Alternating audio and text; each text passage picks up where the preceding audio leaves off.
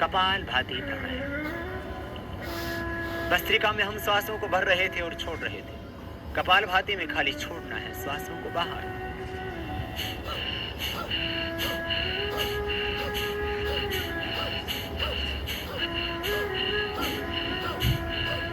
श्वासों को बाहर छोड़ रहे हैं और जब श्वासों को बाहर छोड़ते हैं तो उदर का आकुंचन होता है सहज, पेट जाता है अपने आप अंदर।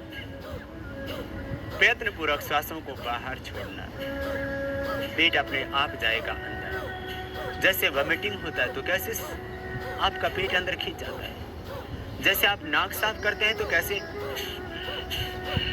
पेट खींचता है। सांस को बाहर ही धक्का देना, पूरी प्रयत्न से, पूरी शक्ति से। एक ही विचार, एक ही संकल्प कि मैं श्वास को बस बाहर छोड़ रहा हूँ। और जैसे आप श्वास को बाहर छोड़ते हैं तो पेट अपने आप जाता है अंदर। होता है कपाल भाती प्राणायाम।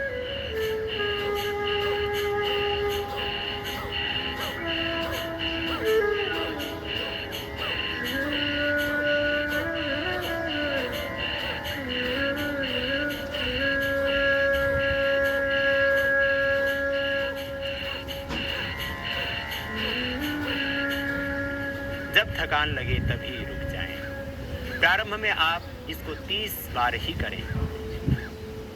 30 बार करने पर पूरी तरह से आप थक जाते हैं, फिर विश्राम करें। विश्राम करके दोबारा हम प्रारंभ करेंगे। तो ये कपाल भाती प्राणायाम। कपाल कहते हैं मस्तिष्क के इस अग्रभाग को और भाती कहते हैं दीप्ति को। इस प्राणायाम के करने से माथे पर एक ओज, तेज, आभा, कांति, ज्योति, लावण्य आ जाता है। ये कपाल भाती प्राणायाम विशेष उपयोगी है चेहरे की आभा बढ़ाने के लिए। जो व्यक्ति कपाल भाती प्राणायाम करेंगे उनके कपाल पर, उनके ललाट पर एक आभा होगी, एक ज्योति होगी, एक तेज होगा, एक कांति होगी, एक लावण्य होगी। इसलिए अपने शरीर को सुंदर बनाने के लिए, चेहरे को सुंदर बनाने के लिए आपको किसी कॉस्मेटिक लगाने की आवश्यकता नहीं। आप कीजिए कपाल भाती प्राणायाम। चेहरे पर होगी एक आभा, चेहरे पर होगा एक तेज। और कपाल भाती प्राणायाम के करने से मूलाधार चक्र जागृत हो जाता है। फिर कुंडलिनी जागरण होता है कपाल भाती प्राणायाम के करने से। कपाल भाती प्राणायाम करते वक्त मूलाधार चक्र में ध्यान करें तो फिर सहज ही कुंडलिनी शक्ति जागृत हो जाती है, ऊर्ध्वरेता बन जाती है, शक्तियों का ऊर्ध्व रूपांतरण हो जाता है। फिर से करेंगे प्रारंभ कपाल भाती प्राणायाम।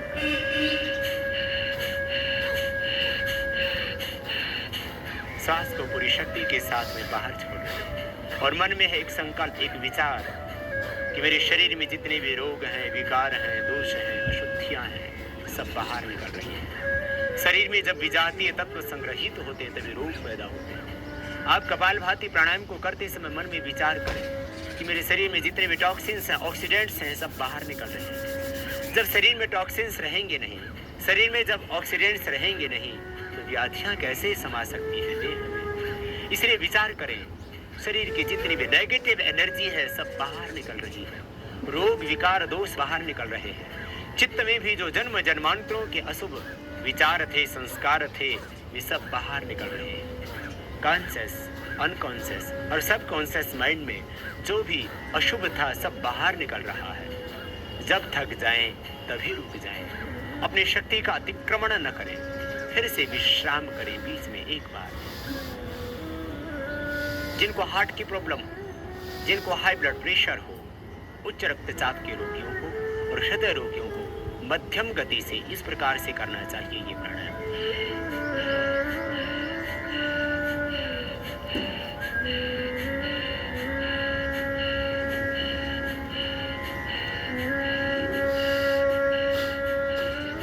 तीव्रता से न करें हृदय रोगी, तीव्रता से न करें उच्च रक्तचाप के रोगी, मध्यम गति से करें। जो कमजोर व्यक्ति उनको भी धीरे धीरे ही ये प्राणायाम करना चाहिए। और जब थक जाएं तभी रुक जाएं, अपने बल का, अपनी शक्ति का अतिक्रमण न करें। यदि मोटापा घटाना है तो इस प्राणायाम को 5 से 10 मिनट कीजिए, धीरे धीरे अभ्यास बढ़ाना। पहले 1 मिनट ही करना, फिर धीरे धीरे 2 मिनट, 3 मिनट, 4 मिनट, 5 मिनट, अधिकतम 10 मिनट करना। इस न्यूनतम समय है, मिनिमम टाइम है इसका 5 मिनट और मैक्सिमम टाइम है इसका 10 मिनट्स। इसलिए इस प्राणायाम को जो व्यक्ति मोटापा घटाना चाहते हैं, जो व्यक्ति पेट को सदा स्वस्थ रखना चाहते हैं, जो कब्ज से छुटकारा पाना चाहते हैं, जो गैस्ट्रिक और एसिडिटी से छुटकारा पाना चाहते हैं, जो सिरोसिस ऑफ लिवर की प्रॉब्लम से छुटकारा पाना चाहते हैं, जो हेपेटाइटिस बी को मिटाना चाहते हैं, इस प्राणायाम को अवश्य ही 5 से 10 मिनट धीरे धीरे बढ़ाना अभ्यास। यह प्राणायाम प्रोस्टेट की प्रॉब्लम को पूरी तरह से मिटा देता है। कपालभाति प्राणायाम के करने से यूट्रस की गांठें भी डिसॉल्व हो जाती हैं। बहुत अद्भुत है ये प्राणायाम। इसलिए मैं कहा करता हूं, धरती की संजीवनी है कपालभाति प्राणायाम। जो व्यक्ति स्वस्थ रहना चाहते हो और जो व्यक्ति जटिल रोगों से छुटकारा पाना चाहते हो, कोई भी रोग हो, धरती का कोई भी रोग ऐसा नहीं है जो कपालभाति से ठीक न होता हो। कपालभाति प्राणायाम को करते समय मूलाधार चक्र में ध्यान करना, तो फिर आप पाएंगे कुंडलिनी जागरण। मूलाधार चक्र से एक ज्योति, एक आभा, एक प्रकाश पुंज ऊपर उठता हुआ स्वादिष्ठान, मणिपुर, हृदय, अनहत, विशुद्धि, आज्ञा चक्र का शोधन करता हुआ सहस्रार चक्र तक पहुंचे। वो प्रकाश, वो आभा जो ज्योति ऊपर की ओर बढ़ी थी, वो सहस्रार चक्र तक आएगी। सभी चक्रों का शोधन होगा। इसलिए चक्रों के शोधन के लिए, डायबिटीज के रोग के लिए, मोटापे से छुटकारा पाने के लिए, पेट की समस्त समस्याओं को मिटाने के लिए, कोलेस्ट्रॉल और ट्राइग्लिसराइड को कम करने के लिए बहुत ही अद्भुत है ये कपालभाति प्राणायाम। डायबिटीज के लिए, मोटापे के लिए, एलर्जिक प्रॉब्लम्स के लिए, अस्थमा के लिए, साइनोसाइटिस की प्रॉब्लम के लिए, एलर्जी के लिए, जिनको सुबह उठ करके छींके आते हैं उनके लिए, और जिनको स्नोरिंग की प्रॉब्लम है, जिनको खर्राटे आते हैं, उनके लिए भी बहुत जरूरी है ये प्राणायाम। जिन बच्चों का मन नहीं लगता पढ़ाई में, वे बच्चे इस प्राणायाम को करेंगे तो उनका मन इतना एकाग्र हो जाएगा कि फिर पढ़ाई में अपने आप लगेगा। मन की एकाग्रता के लिए बहुत जरूरी है कपालभाति प्राणायाम। कंसंट्रेशन बच्चों को भी कराना पावर बढ़ती है कपालभाति प्राणायाम से। फिर से करेंगे इस प्राणायाम का प्रारंभ।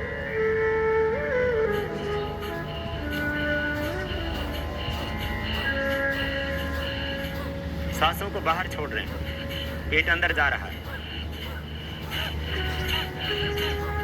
सांसों को बाहर छोड़ते हुए करना, यूं नहीं करना, ये गलत हो जाएगा। सांसों को बाहर छोड़ना, तब अपने आप होगा सहज। कंपवात जैसे रोग से भी छुटकारा मिलता है इस प्राणायाम से। समस्त वात व्याधियां परीक्षण होती है। वात, पित्त और कफ तीनों दोषों का बैलेंस हो जाता है। समदोषाः समग्नि स समधातु मृत्युः प्रसन्न आत्मा इंद्रिय मन स्वस्थ विधीयते। पूर्ण स्वस्थता पाते हैं इस कपालभाति प्राणायाम के द्वारा। समदोष हो जाते हैं, समग्नि हो जाती है, धातुएं सम हो जाती हैं, मल का विसर्जन ठीक से होने लगता है, शरीर की सारी क्रियाएं अपने आप व्यवस्थित हो जाती हैं। आपके चेहरे पर एक प्रसन्नता आती है, मन में एक आनंद आता है, उत्साह आता है, जीवन में एक दिव्यता आती है, प्रसन्न आत्मा इंद्रिय मन। इस कपालभाति प्राणायाम के करने से प्रसन्नता, एक आनंद आपके जीवन में आएगा। आप पूर्ण स्वस्थता पाएंगे कपालभाति प्राणायाम से। विश्राम पुनः। यह हुआ कपालभाति प्राणायाम। धरती की संजीवनी है कपालभाति प्राणायाम। आतुरों के लिए, रोग से पीड़ित व्यक्तियों के लिए, चाहे किसी को कैंसर है, चाहे किसी को हेपेटाइटिस बी है, चाहे किसी को एड्स की प्रॉब्लम है, सबके लिए जरूरी है ये प्राणायाम। और सब रोगियों के ऊपर एक एक पर नहीं, लाखों लाखों व्यक्तियों पर प्रयोग करके हमने पाया है कि कपालभाति के बराबर न कोई दूसरी औषध है, न कोई दूसरी योग की विधा है। इसलिए हम कपालभाति प्राणायाम को विशेष रूप से करते हैं। और योग के मनीषियों ने षट कर्म में भी इसका वर्णन छोटे छोटे धोतिर्वस्ति तथा नेति और भी सोच व्यायाम है, वो आगे के एपिसोड में त्राटकम नोलिकम तथा कपालभाति षट कर्माणि प्राणायाम।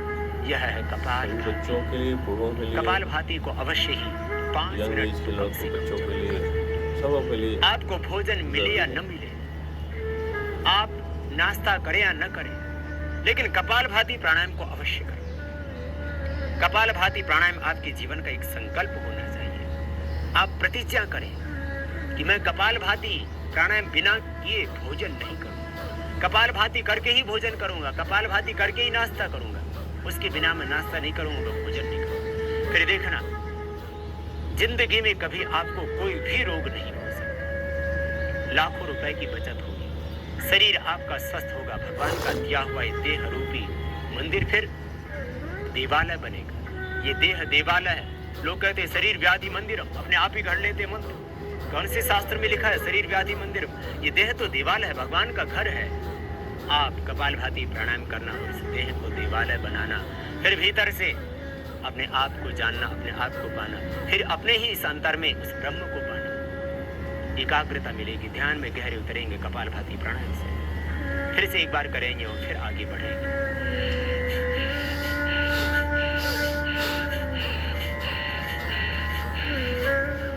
सहजता से करते हैं, श्वास बाहर छोड़ रहे हैं। माताओं को यूट्रस की कोई भी प्रॉब्लम है इससे मिटेगी। ट्यूब्स बंद हैं तो खुल जाएंगी इससे। यूट्रस के अंदर गांठें हो गई तो इससे अपने आप डिजोल्व हो जाएंगी। मैंने देखा है कैंसर तक की गांठें इससे पिघलती है। एक भाई को कैंसर की गांठें होगी गले में, 10 दिन प्राणायाम किया, गांठें 1/4 रह गई। बहुत अद्भुत है ये प्राणायाम। बस एक ही विचार कि शरीर के टॉक्सिन्स, ऑक्सीडेंट्स, रोग, विकार, दोष, अशुद्धियां सब बाहर निकल गई। जब सारे दोष, सारी अशुद्धियां, सारे विकार जब बाहर निकल गए तो फिर आप रह जाते केवल पवित्र, शुद्ध, बुद्ध, निर्मल, चैतन्य, आनंदमय भाव में आप अवस्थित हो जाते। यह हुआ कपालभाति प्राणायाम।